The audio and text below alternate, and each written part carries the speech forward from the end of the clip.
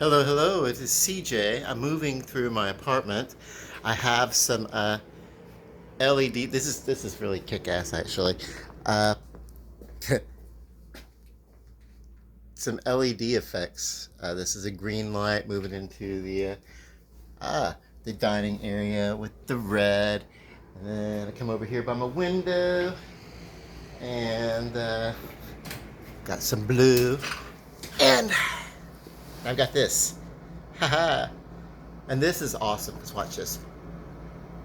Touch my chin, touch my nose, make out with it. Okay, so cool. Anyway, like Tesla, is it good for the skin? I don't know. I remember at one point they had one of these rolling things when I was getting a facial. I never knew.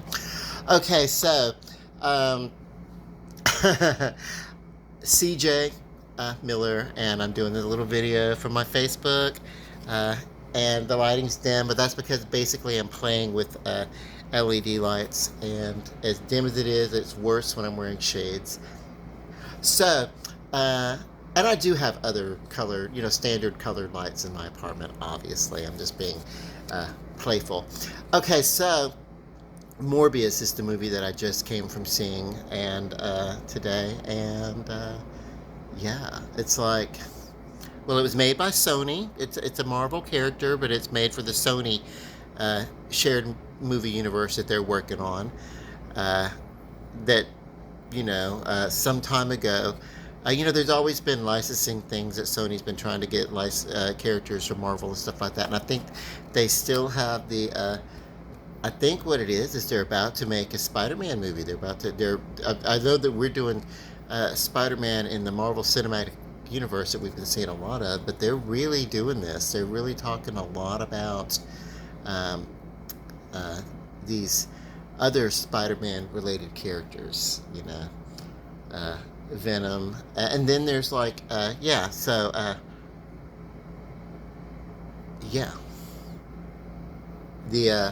the Homecoming villain does an appearance in Morbius. He's not the primary villain. I'm not going to spoil the movie. I'm going to give an assessment of tone though. Okay, so it's not that great big blockbuster. But no, this is a movie that was made and produced in the middle of a damn pandemic. So, do you know what I mean? All the movies, all the Marvel Cinematic movies have even been a little bit less than. No, but the stories have been great and everything, but they've not been that big. Oh my God, thing. That. Let's just face it. There was something special about the phase, particularly the phase 2 and 3 of the Marvel Cinematic Universes, but the Avengers movies in particular, and to spin off all the mini series that are, in themselves are as big. If you took them, like for Loki, if you took Loki end to end, you would come up with a 3.5 hour movie. If you know what I mean, if you did proper editing and stuff like that, and took out unneeded exposition. So it's these little mini series and stuff like that. And I think he's going to get a second series and stuff like that, and WandaVision and stuff like that. So they're basically, they're basically movies within themselves. If you stream it, if you wait till they all come out and binge them all together, you may as well just be watching a movie. Morbius, though, it's impossible to talk about any of the Marvel characters anymore for me without talking about it. Through juxtaposition, without talking about my appreciation for it. But yeah, he is everything that you would know, which is he is a comic book vampire. His origin is non-traditional to vampirism, and yeah, I'm not gonna spoil it. I'm gonna say it's a different vampire story. It doesn't shy away from the comparison of traditional vampirism. There's not a lot that is surprising about this movie. There are some action sequences. They are good. It was entertaining. It was great for what it was. It was um, about an hour and 45 minutes, give or take. And yeah, you'll be entertained by it. It wasn't. There was no. There was not an opportunity in a movie that brief that has to be so action packed, uh, and that's also an origin story to really delve into the emotions. The backstory is there, and there are parts of it that are touching, but I really feel like when a movie can take its time, I've been spoiled by these 2.5 hour movies, these 3 hour movies. If you can take your time and allow your audience to feel the emotion before the quick cut to the next action sequence, you know what I mean? Uh,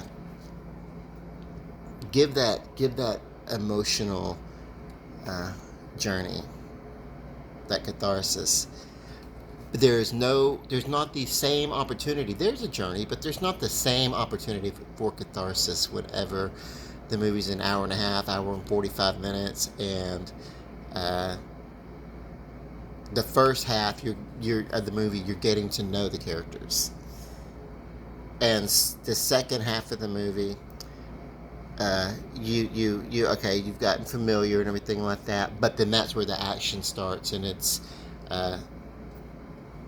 such a back and forth of action, and you want to give an idea of 3 or 4 action sequences within an action movie. So yeah, that's what this did. It took some time. This movie, it took the first act of the movie, getting familiar with the characters and the backstory and everything like that, and that took some time. And so there really wasn't a lot. This movie, Morbius is in damn near every single frame of it, and when he's not, he's being referenced. You know what I mean? Like, he's in every scene, and the couple of scenes that he's not, he's definitely relevant to it. You know what I mean? Uh, so this is not an ensemble movie. So if you're a fan of Morbius, the of the character, you will get your fill of Morbius. But the other characters and the relationships and stuff like that, that development, and in light of the action that takes the second half of the movie, you really don't get the emotional caring of the other characters that you will say in a 2.5. The difference, you'll know this because I'm a fan of DC as well, and so do you know that theatrical DC movie that was just under 2 hours? A lot of action. It was a really good movie, but it let fans down because everything that came before it was deeply emotional. Even the movies that had missed, the ones that were too dark, or the ones that tried to overcompensate and the ones that didn't get it right. But obviously, like,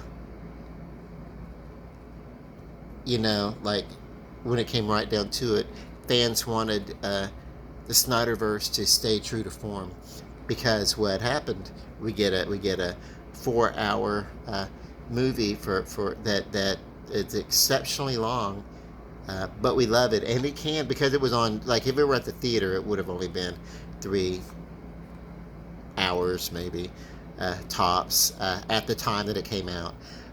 But so it kind of worked out the way that it did, that we got the expanded version, because we would have had to wait to see that, but yeah, people really did prefer the time spent with the characters to get the emotion.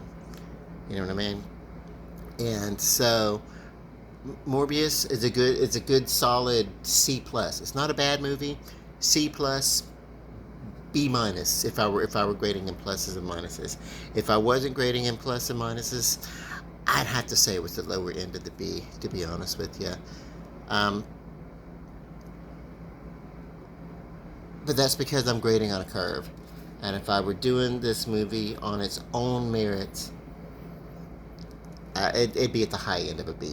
It'd be at the high end of a B. It's not. It's not going to win any awards unless maybe some for some technical effects. But I don't really think there was anything groundbreaking in that.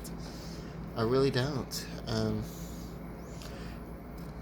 If you combine Batman with Spider-Man, and that's what you get. That's what you get. Stir in some Spider-Man with Batman, and you'll end up getting Morbius. It's a very fun, enjoyable movie. And go see it. And then, if you happen to stumble across my take on Morbius, now people said the movie was horrible. They're always going to do that. I love action movies. I love comic book movies and superhero movies. So yeah, I don't think I don't think there's a such thing as a bad one these days in our technology. It would be to employ the technology that we have, a studio film and stuff like that. You're probably not going to get a bad movie. You just grading on a curve, you may not get a wonderful movie, and Morbius was not a wonderful movie.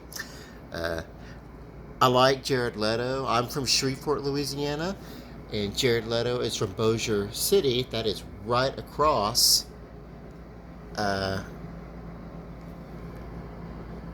right past that casino. On the other side of that river is Bossier City, where your boy Jared Leto is a native son. So with that being said, Morbius, not the big powerhouse. Decent action sequences. I think maybe the effects that of the I don't know. These characters, when they're in action mode, when they're in their effect, for some reason, kind of reminds me of what they're doing with the Speed Force in DC. I don't know. It's kind of like if you took Peter Parker's spider sense, what they're calling a Peter tingle in the more comical sense. It's a spider sense. If you could visualize that, if you make that a visible thing, actually see the vibration of it. I think that's what they're trying to do with this bat sonar thing, but it looks like the Speed Force, you know. So in Flash's DC narrative. Anyway, it's a worthwhile movie. You know, I don't know that I don't know that I would pay IMAX 3D price for it. I saw it standard because I knew it wasn't going to be the big powerhouse. It was not the horrible movie that some critics have said that it was, but you probably could enjoy it, and I did. And just know what you're going to go see, which is a movie to bridge other movies, to introduce characters and then be a bridge to other phases within a connective universe. Because not every movie can be the big modern epic, you know. It's a good movie. A solid B all the way through, now that I've talked about it. I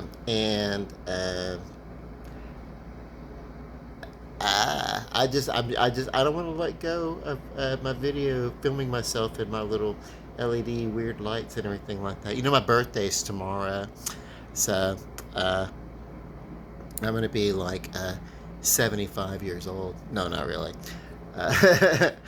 But yeah. So, well, you know, I used to be a Mary Kay rep. If that'll tell you exactly the vanity that you're dealing with. And Mary Kay would say, and I would tell them, listen, Mary Kay tells us that a woman who will tell her age will tell anything. Well, I'm not a woman. I'm not even a transgender. I'm a straight up dude for real. I'm just a big geek. But I can keep a secret. That's why I'm not going to announce my age. Okay. I don't even know why I mentioned my birthday. I'm just trying to wrap my head around it.